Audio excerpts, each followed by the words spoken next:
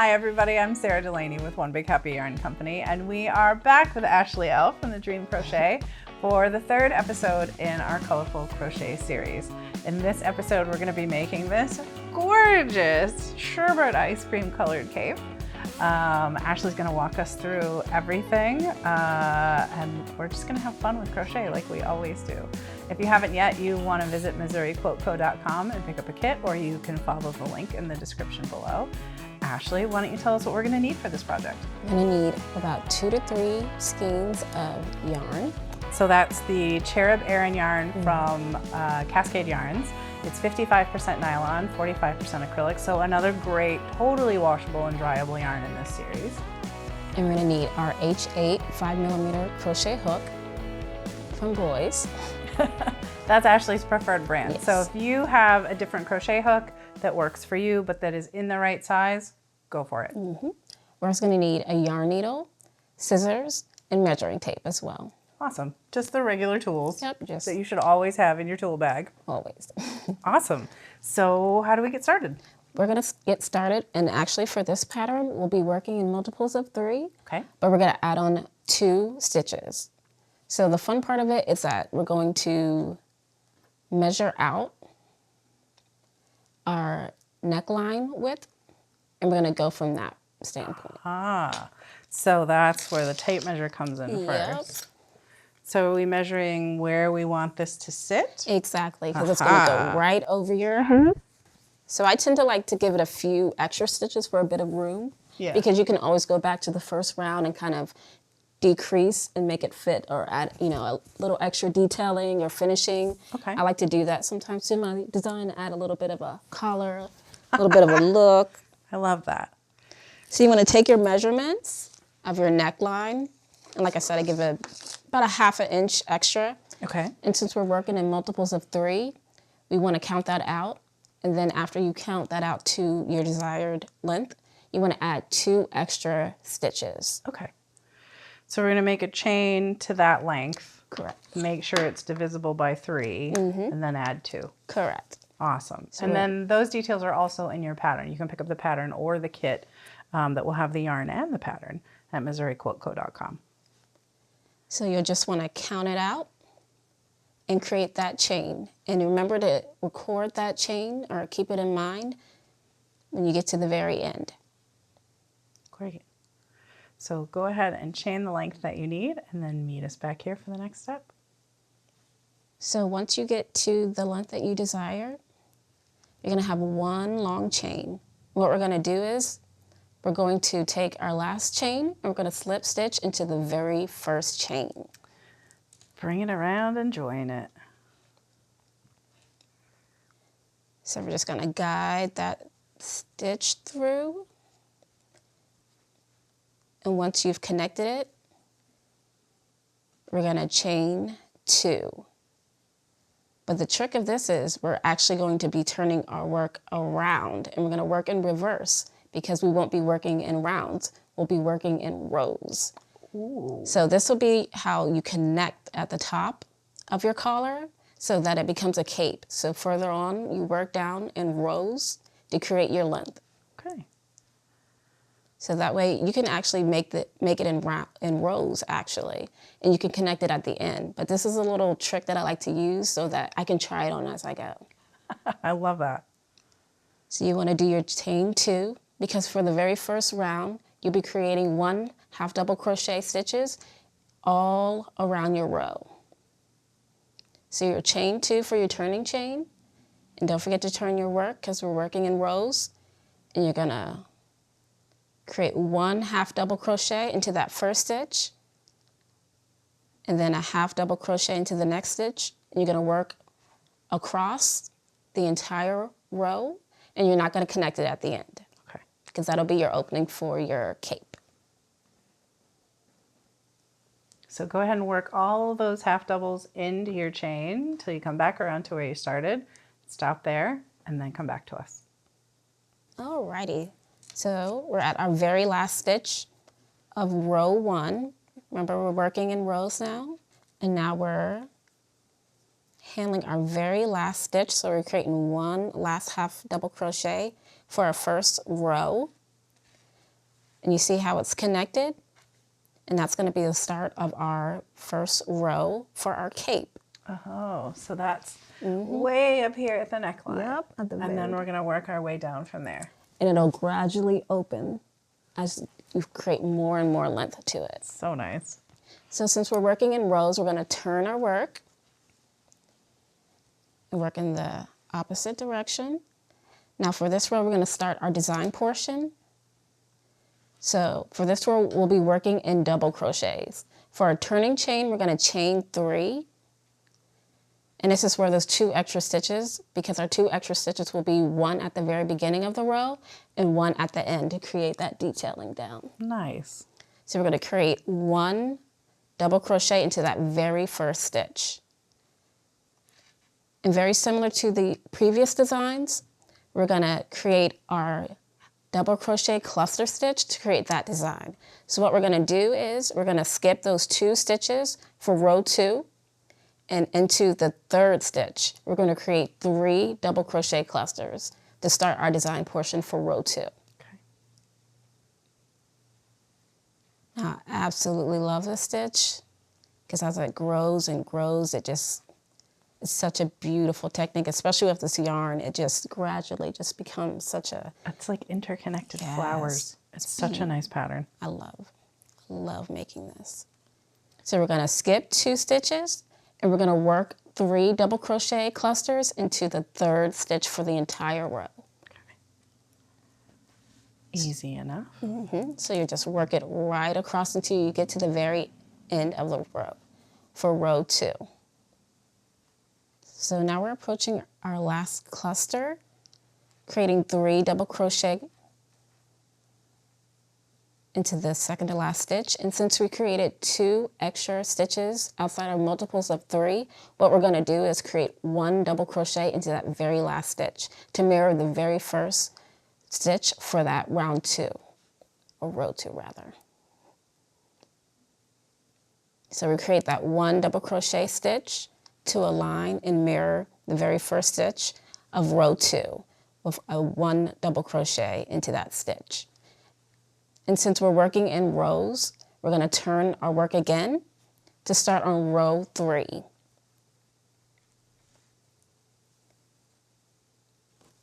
Now for this pattern, I like to kind of keep it loose with my tension because I want the cape to be a little bit flowy, a little bit breezy. Especially for spring and summer, I like to have it a little bit kind of like airy so I can just kind of drift about. Lovely. So for row 3, we're going to also start with our double crochet stitches. So we're going to start with our turning chain of a chain 3. Okay. And mirroring row 2, we're going to create 1 double crochet into the previous row 2 double crochet. Yeah, right into that first stitch. Right into the first stitch, yeah. And now we're going to be working into the middle stitch of the double crochet 3 cluster. So we're going to work 2 double crochets into the middle of that cluster. So find that middle stitch and put 2 in the top of it. Okay. We're going to put 2. Oh, we're getting exciting here at One Big Happy Yarn. This is a little bit different than what we've done in the last 2 tutorials in this series. I like it. Yes. Now this is to create more width for your cape. This is going to create more movement. So we're still working in that same exact stitch. And now we're going to do a chain 1. And then we're going to go right back into that same middle cluster stitch. And we're going to create 2 more double crochets. Now this is going to be your increase. And we're going to be repeating this increase for all the rest of the rows. Oh. So we're going to create 2 double crochets into that same exact stitch. So instead of doing 3 double crochets, we're going to be doing 2 double crochets, chain 1, 2 double crochets into the very same stitch. Okay. So we'll work right once again into that middle cluster stitch of the 3 double crochet clusters. Create 2 double crochets, chain 1, and you're going to create 2 more double crochet stitches right into that same middle stitch. So this is how it's going to start to look. you'll start getting a brand new design, and it's going to start flowing out as you create right across the row through. This is so pretty. Mm-hmm. The other really nice thing about this is the yarn that you've chosen.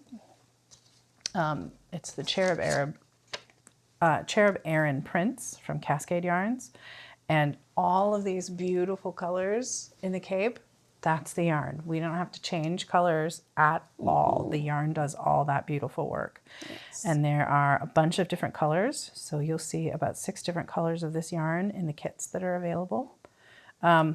But you could also go back to that comfort yarn, the Barocco Comfort that we used in the last two projects, if those colors appeal to you more, because if you worked through those 2 projects with us, the skirt and the bag, then you know how to change colors, and you could do the same thing on the poncho. Yeah, you can personalize it however you desire.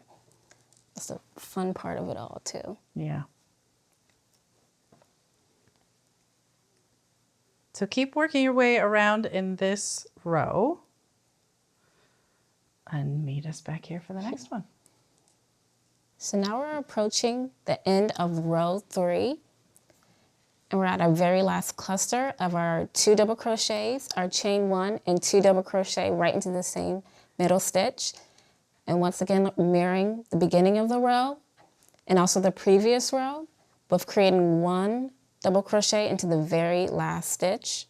You can work right into that top stitch of the chain 3 to create this very smooth edges. Yeah, that's so nice. Yes. It gives it just a nice little finish to that edge. Mm-hmm. And since we're working in rows, we're going to turn our work. And then for this row, we're going to be mirroring row 3. So row 4 and onward, we're going to be working into that chain 1 space. Ah. All right, so we'll be chaining 3 for row 4, and we'll be creating 1 double crochet stitch into our very first stitch. And like mirroring row 3, we're just going to be creating the same 2 double crochet stitches, chain 1, 2 double crochet stitches into the middle chain 1 space. So you have all that open space now to create those double crochets in that chain 1. Ah, so we're stacking them on top of each other. Yep. So the previous projects we were sort of working into the spaces between, and now we're stacking these clusters up on top of each other. I love it. And the best part too is I love working in between chain 1 spaces because there's just so much room. So if you do choose to create more width as well, you can always add an extra chain 2 instead of a chain 1 if you want a little bit of flowy movement to your cape, or you can keep it at the chain 1 and keep the same kind of width as this design as well. So it's always kind of fun to customize and personalize it, and you can always make it another one for your friend or for a family member. There's so many possibilities and so many colors to work with. Yeah. So we're just going to keep on creating our 2 double crochet in our chain 1 and 2 double crochet right into the middle of that chain 1 space. Love it. One of the things I love about having guests, not only is I learn things, you learn things, but I also learn things. But Ashlee and I were chatting about how interesting it is to see how other crocheters crochet. And you can see that Ashlee and I hold our hooks very differently, but we're making the same thing. Ashlee has an overhand grip on her crochet hook. I have an underhand grip on mine. Ashlee loves the boy hooks, and I tolerate them. I'm using them along with her in this project because that's what she loves for hers. But because of the way that I hold my hook, I tend to want to roll my hook, and that thumb rest gets in the way. I feel like I'm driving with a square wheel. So I tend to hold it a little tight, or a little tighter up on the throat of the hook, or a little looser behind, just so that I can do my little roll. But that's one of the great things about this. There are dozens of brands of crochet hooks. And it's okay to spend some time to find the one that works best for you. Entirely. It's all about what feels right and and it's okay, you know, you can go out there and you can just try as many as you want, and just, that's the best part of it. It's just whatever hook you like working with, whatever, you know, weight or tension that you like to utilize. It's totally up to you and how you can customize it and personalize it for yourself. Yeah. It's the best part of creating, and what works for everybody else might work differently for you, and that's great because that's you and you're unique and you're different, and that's all great. Yeah, let your craft be part of how you celebrate your internal joy. So Ashlee, we're just going to keep repeating row 4. Correct. You can repeat row 4 as long as you would like. I repeated it about row 45. But, I could have kept on going and made it floor length. You can make it as short or as long as you want, but you're just going to be repeating row 4 to however you desire it to look. And, for finishing, you can also, what I like to do is I like to repeat my step from row 1 and kind of create half double crochet stitches into that last row to give it kind of like that top and bottom finishing. You can also go to the interior of the crochet cape as well and create half double crochet stitches. It's all in how you want to customize it, personalize it. I like to utilize the same stitches that I use within the design in order to kind of emulate it throughout. Nice. So it's entirely optional, customizational, and you personalize it however you like, and you can detail it, make it long, short, make it super flowy. Nice. The choice is yours. Wonderful. So if they were to do another half double crochet row at the bottom, they'd work into every double crochet from those clusters and the chain 1 space. And that'll definitely give you kind of like a wavy, kind of flowy move to your cape. And it'll definitely it'll add that balance as well, because you'll be mirroring row 1. Even though it'll be more stitches at the bottom, it'll have that, beautiful wave of color that'll be shown throughout the entire cape. I love it. So when I go back, and I'm going to make another one as well. Make mine a little bit longer. I'm going to add, I might even add 2 half double crochet rows at the end to give it even more of a flowy look as well. Very nice. And then once you finished your stitching, did you block this at all? No, for this one as well as a skirt in the back, I kind of like my designs to be a little bit flowy, so I kind of left this one open. Okay. So I didn't do any blocking with this one because I like a bit of movement for this one, and I liked how it flared out naturally with the design. Very nice. And again, the yarns in all of these projects are 100% washable and dryable. So gorgeous, gorgeous yarn. Yeah, the colors are wonderful. So that is the conclusion of our colorful crochet series with this wonderful crochet cape and these like sherbety colors. It's just so pretty. If you haven't yet, you can pick up a kit at MissouriQuiltCo.com or at the link in the description below. You can also find the playlist with all 3 of the projects from this series in the description below. Ashlee, thank you so much for being here with us and sharing your creativity and your love of color. It's been wonderful to have you here. Thank you so much for the opportunity. I love being here. Awesome. Well, that's our colorful crochet series. Pick up a kit and join us if you haven't already, or pick up your copy of the pattern, and make sure that you subscribe to the One Big Happy Yarn Company channel so that you don't miss any of our fantastic tutorials coming up. We hope that you've had fun with us. Happy crocheting!